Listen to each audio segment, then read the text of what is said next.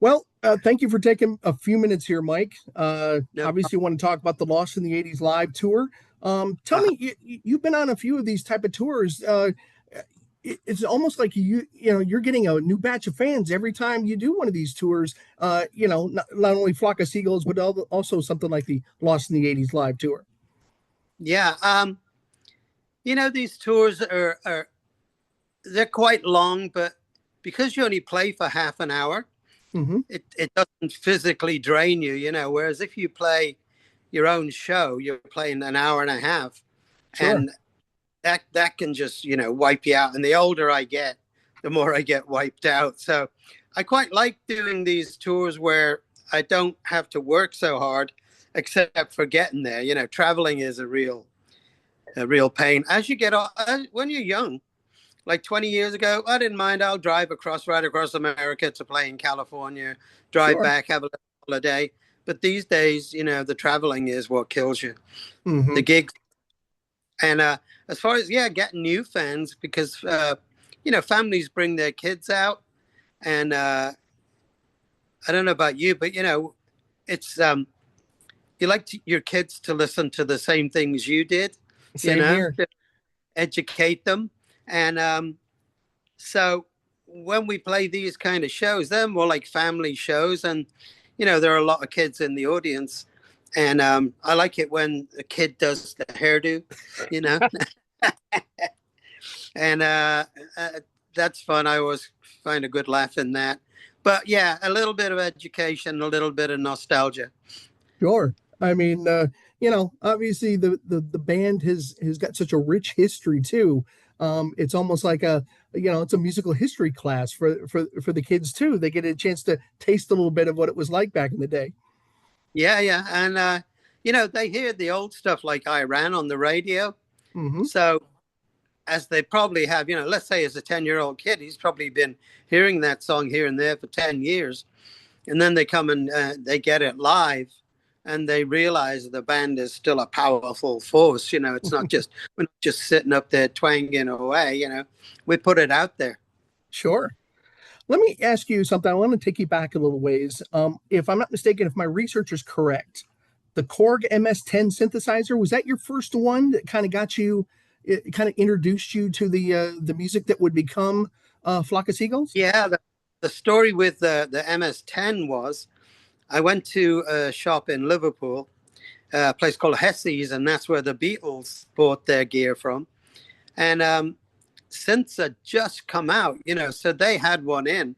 And I walked into the store and they're all kind of standing around going, what does this thing do? It's a keyboard with a load of knobs on it and it stood up like something from a 50s sci-fi movie. So knowing that I was a musician kind of thing, and they said to me, what do you think of this? And I started messing with the knobs and I was like, oh yeah, it's great, great, great.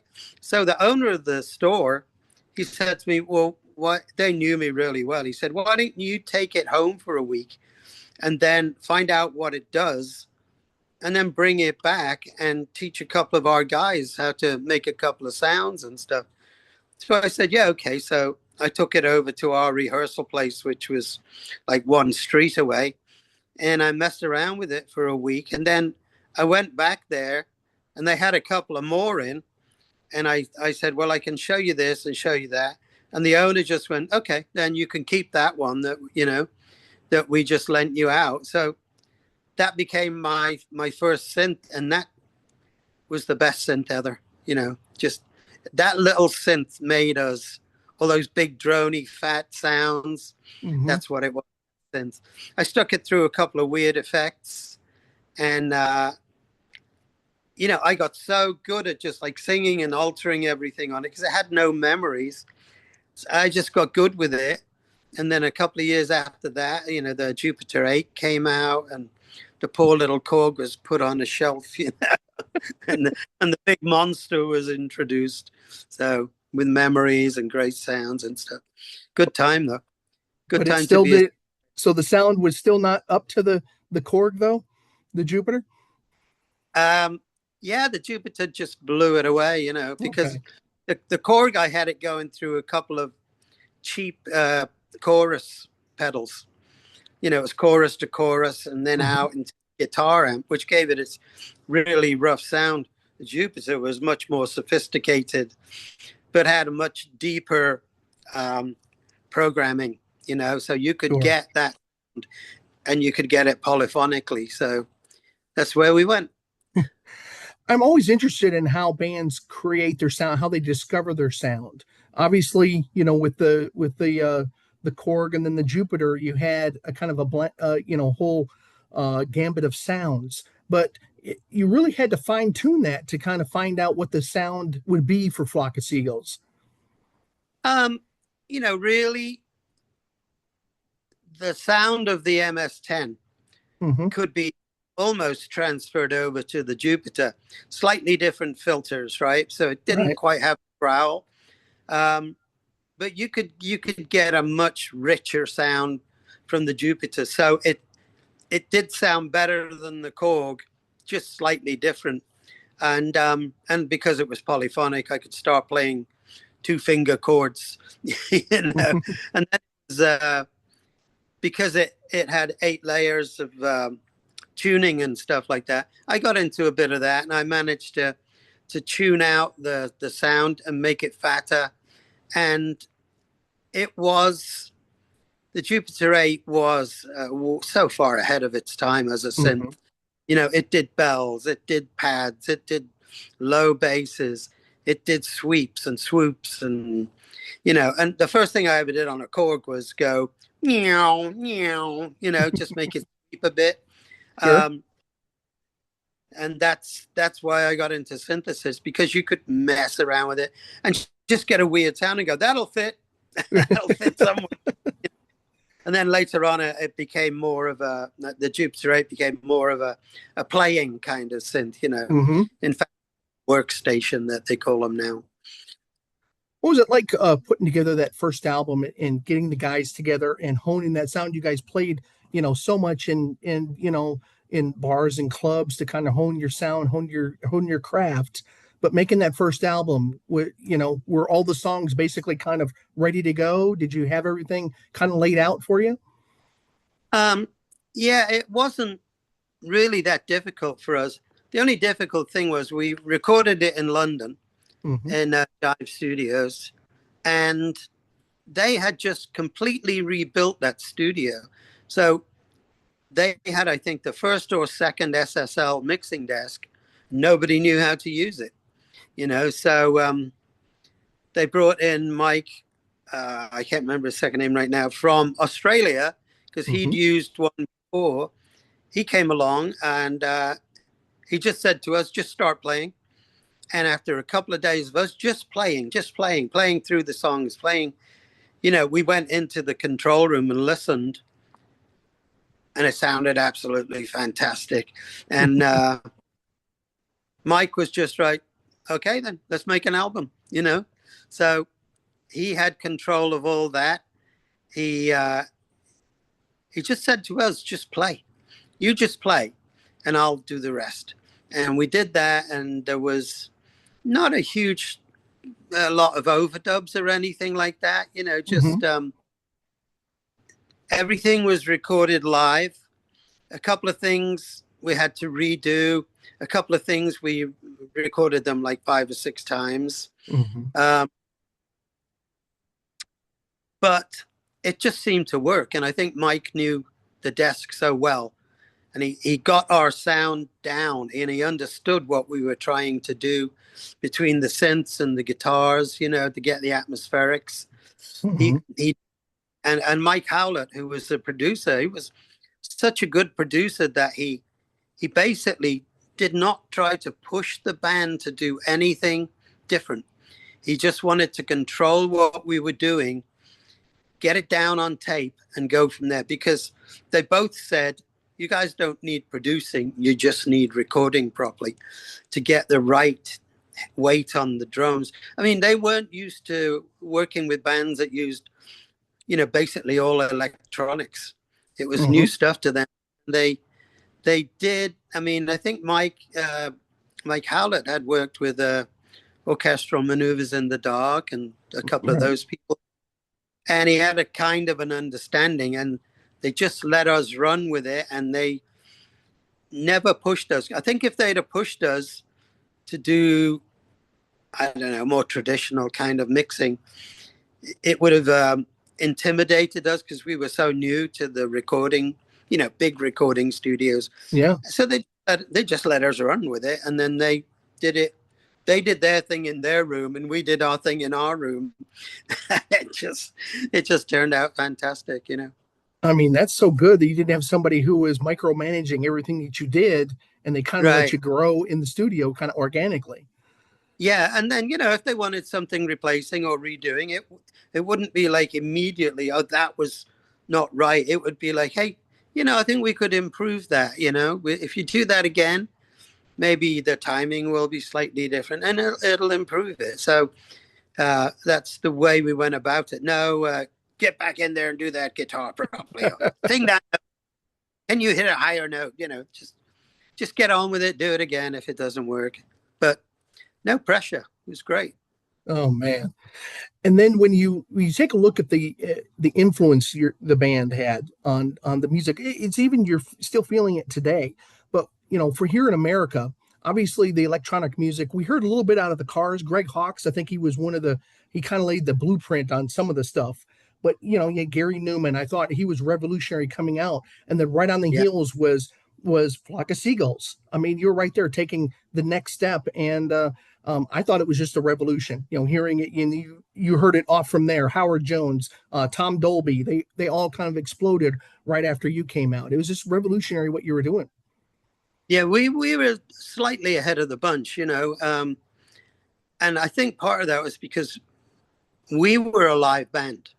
I think maybe the other guys weren't so attuned to playing live, and we came to America and we could immediately go on stage, whereas I think they had to develop a band, develop a crew, and all that stuff.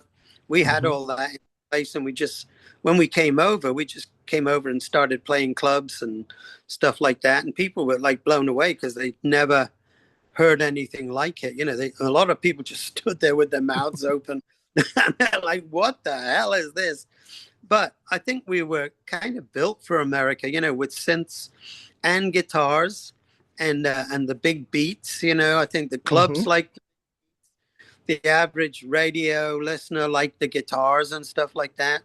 And then the kids that were into more like new wave-ish coming up stuff were into the synths and the spacey lyrics and stuff like that. We would, in a way, just lucky we hit it right on the head. Yeah. I mean, I don't like it when people dismiss and say, well, MTV helped. And of course it did. But I thought Yeah, radio, you just mentioned it, radio really latched onto you before because I grew up in an area where MTV, we didn't get it until 84 and you'd already been out for 2 years. We heard you right. all the time on the radio, which was great. One of my favorite songs from you, Telecommunication. That was probably the first Yeah. song that I remember hearing, and it wasn't Iran. And I got a chance to hear that, and I was blown away by it and couldn't wait. I was like all over Flock of Seagulls, wanting to hear more, and was pleasantly surprised every time I heard a new song. So, I just don't like it when people latch on MTV to you. Helped, but radio is what really broke it for you over here. Yeah, radio was great to us. MTV was great to us. Um, Anything that promotes you, even if it's people standing on the street, going to go and listen to Mm-hmm. this, Yeah. that's great for a band. And I think people that they say, oh, MTV band or something. I think there's just jealousy that you know Mm-hmm. that he came up, and it's a pity there's not an MTV like that now. Yeah. To help bands out and stuff like that.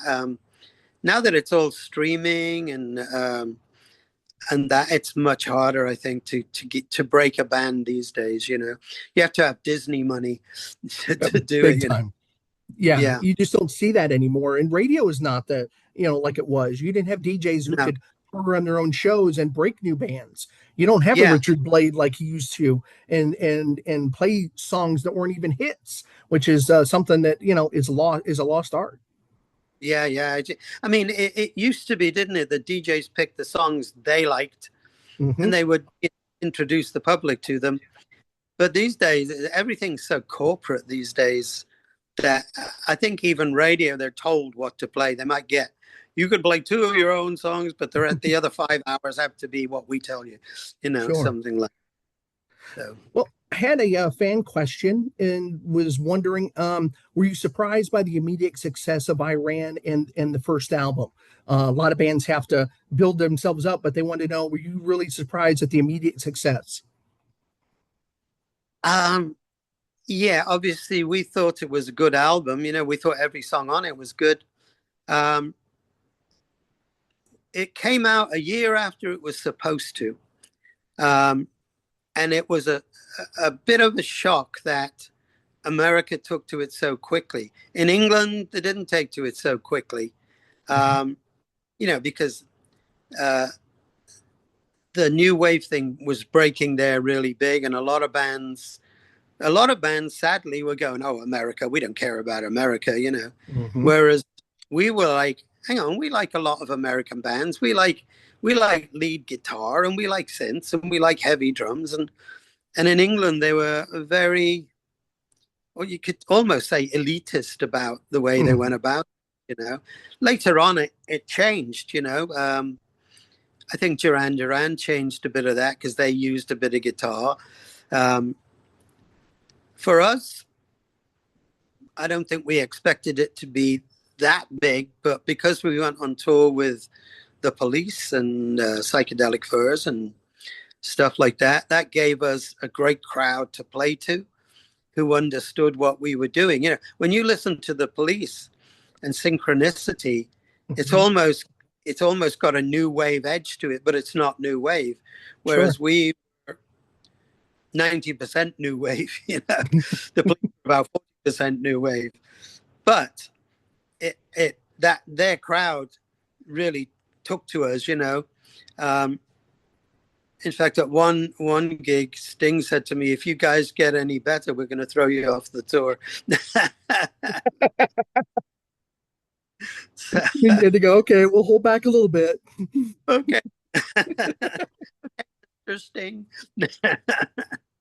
Well, you've been doing it so many years, though, too. I mean, I used to work at a little hotel when I was just getting out of high school, a place called the Holiday Inn in Sebring, Florida. And you guys came through, played the crowd. It was a packed show, but you play. It doesn't matter where you play. It's like you're playing at an arena crowd, and you give the people their money's worth. That's the one thing that I noticed about Flock of Seagulls through the years that I've seen them. Yeah, we always try to put it out. I don't care if there's 2 people there or 20,000.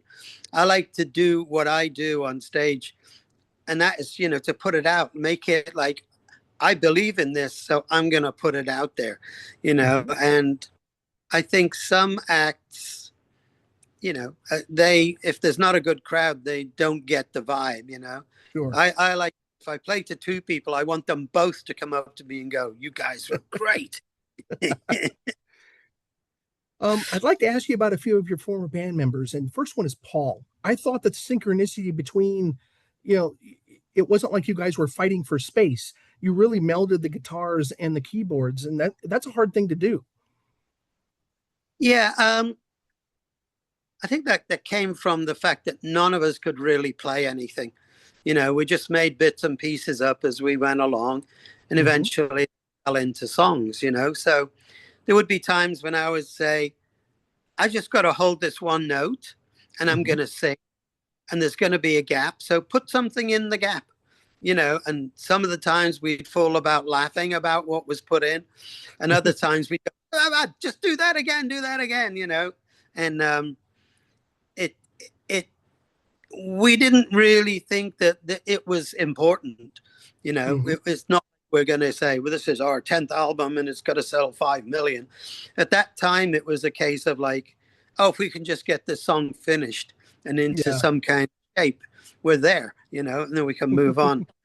So we had a good laugh, and we had this thing that when a song really worked out, we'd all stand on chairs and get up high and play it like that. And if it sounded good up there, then we had it. So we did that a bit.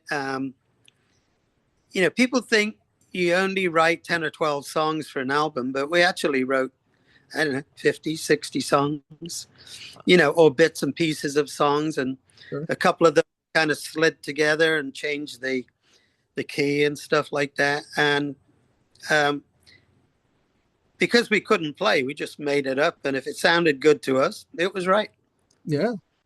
Yeah. What about you had an amazing rhythm section too with Frank and your brother Ali. Just I thought again one of those helped make the signature sound of Flock of Seagulls. Yeah. Ali is a pounding drummer. He Hmm. hits. I've never seen anyone hit drums as hard as he does. Um, he used to break sticks all the time and then throw them at me. but but he really, and I think that comes from rehearsal as well. We didn't mic the drums up, so to be heard, he had to hit them hard. Hmm. Um, and that just carried on as we went to play gigs and stuff. Then they got mic'd up and sounded huge. Frank and Ali, we used to call them, the noisy ones. Hmm. Whereas me and Paul, we did the fiddly bits, as they say. Sure. So yeah, the band was kind of split into a rhythm section and a fiddly bit section. Sure. Um, I'd like to discuss just a little bit briefly on Iran. Can you take me through the genesis of that song? Obviously, it was the third song. It took a while for the album. It was the third single, but just tell me the genesis of that song and obviously its impact. um, the song started out. We had some music, just a little, rehearsal piece, and we'd say let's play that a little bit, and we'd play it for half an hour, and nothing would come out of it, so we'd stop playing it and move on to something else. And then one day, we were looking to try and release a single on our own because we didn't think we'd get a record deal. And we went to a place in Liverpool where there was a company called Zoo Records.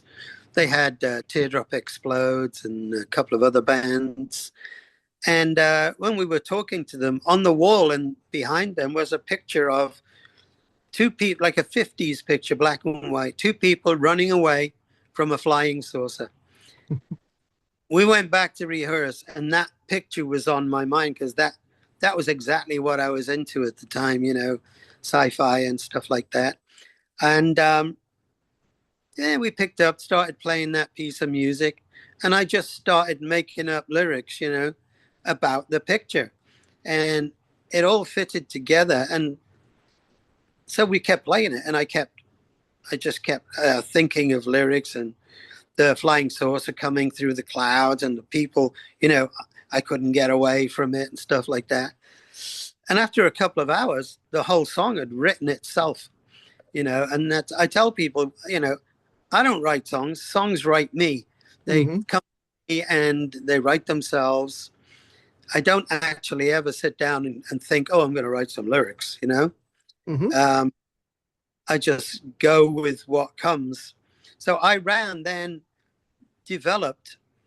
When we started doing it live, a couple of people said, wow, that's like an epic song, and I never thought it was personally. I just thought, nah, it's done.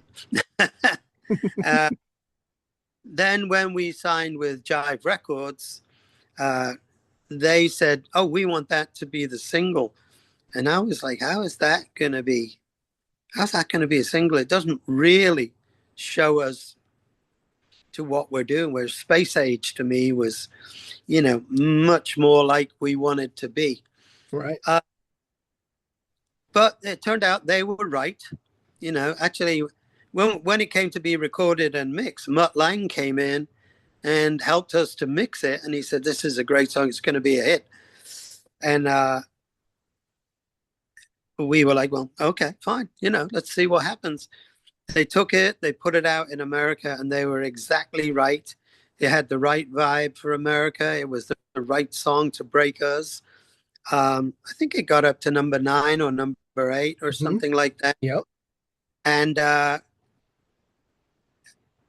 us, it was a shock because, 6 months earlier, we were just sitting around in the studio going, well, what's next? The album's done. What are we going to do? And then suddenly we're out in America playing 50,000 people a night with the police and stuff like that. And Iran was was the prince of our ball. You know what I mean? Yeah. It's with Iran. I think we started with Iran and finished with it on our set, and everybody went crazy. And you know, it made us the poor rock stars we are today. Well, I was going to ask you how it impacted, going from you're a starving musician to you've got a hit song and you're internationally known. It was almost like night and day, for you. Yeah, it was, and it was like we came to America, we started doing gigs, ended up getting bigger and bigger and bigger, playing 50,000 people a night, which was just, you can't explain the shock of that. Playing in a pub 6 months ago to 50 people, now you're playing to 50,000 people, and at least half of them knew the song. So we used to come off stage just bewildered, really. Mm-hmm. We get here, don't look backwards. For God's sake, don't look back, it's too far. It's too high now. And I think we just hoped that it didn't stop. Yeah. And for about 3 years it didn't stop, and then it started to slow down and stuff like that. But what a ride. It was an amazing ride for you. It's still going today. Yeah. I want to talk to you about music videos and not just specific ones, but I remember talking to Jack Black from Night Ranger. He said, all I wanted to ever be was a rock star, but now I'm having to be an actor, and I know yours didn't have the production or whatever, some of the other videos later on, but was that kind of, do we really have to do this? Making music videos? Yeah, but to tell you the truth, I don't like making music videos either. I'm not an actor. I'm not even a singer or a musician, really. I just, I toy about with it, and I luckily come up with some songs and ideas. Videos are great for showing off the band, but they're not particularly my cup of tea. I know they have to be done sometimes. In the 80s, it was crazy because you had to spend a fortune on your videos just to make them look as good as someone else's. These days, it's not so bad. Everybody's got an iPhone and can make a cheap video if they want, which to me is preferable to having a camera crew. It's just, I don't know how actors and actresses do it, because being a musician, or kind of a musician, that's what you wanted to be, not in videos. I mean, the byproduct is obviously good. Like you said, it kind of gives you exposure. I know the original, premise behind videos is because a lot of people could not tour in other countries. You could get a video out to some Beatles used to use it. They used to get videos out into other countries, wouldn't have to tour, and they could still get the aesthetic, still get promotion without the need to tour. Yeah. But of course, MTV changed all that. Yeah, of course they did. Changed everything, didn't they? The biggest radio station in the world. Yeah. I mean, yeah, videos, they definitely have their place. And who would be without them if you really, record companies love them. Sure. So like when I do the filming for the videos we do these days, feel a little bit constricted. But when I see the finished thing that the video guys have done, I'm like, wow, that's really good. How did they do that? So these days, I'm not so against them being in them and stuff like that. But there were times when I just used to go, I don't want to be in it. I don't want to. You've got to promote this record. And then it was a case of like, okay, drag me out of bed and I'll come and do it. And just knowing that you'd spent, I don't know, $150,000 on a video, it used to blow my mind because I had nothing in the bank. Is that how much Iran cost? No, I think it's not me talking. We did a video for, I think that cost 150 grand, which to us, just boys from Liverpool, that would have kept us alive for 3 years. Exactly. last question, or at least I want to wind this down. I know you got to go, but I want to talk to you about Ascension and the going with the Prague orchestra that you symphonic orchestra. What was that experience like? Taking the songs that you had done and just giving it a new life.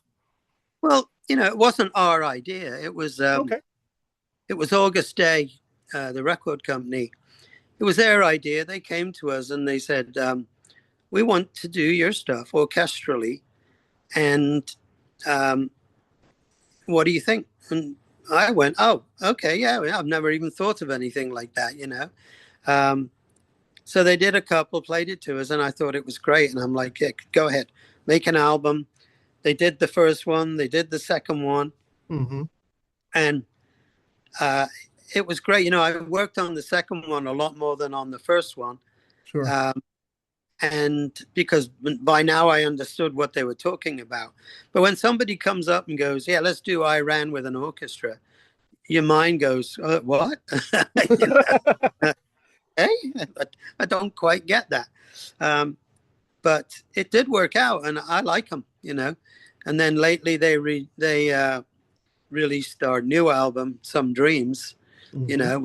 new songs, and I think for a small company, they've done really well. I think their ideas are good and their promotion and stuff is pretty good. Yeah.